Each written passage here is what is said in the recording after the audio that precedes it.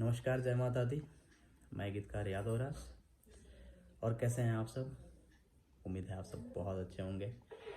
मेरा एक गाना आ रहा है देसी स्टार समर सिंह भैया के साथ, जिसे समर भैया ने और शिल्पी राज ने गाया, म्यूजिक दिया है बहुत ही अच्छे और कमाल के म्यूजिक डायरेक्टर रोशन भाई ने।